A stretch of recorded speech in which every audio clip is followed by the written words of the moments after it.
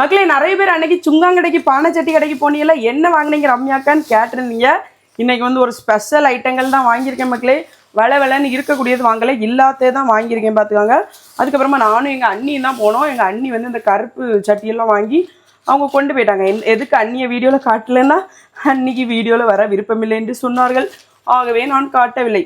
இங்கே பார்த்தீங்களா, ரெசிபியெல்லாம் போடுறதுக்கு ஆகும்னு சொல்லிட்டு இந்த மாதிரி இது 20 ரூபான்னு இதெல்லாம் ஒரு 10 போல் வாங்கினேன்.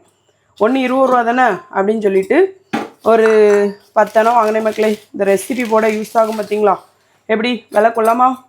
உங்கள் ஊர்லலாம் இந்த மாதிரி 20 ரூபா கிடைக்குமான்னு கமெண்ட்ல சொல்லுங்கள். அதுக்கப்புறமா ஒரு ஸ்பெஷல் ஐட்டம் தான் மக்களே.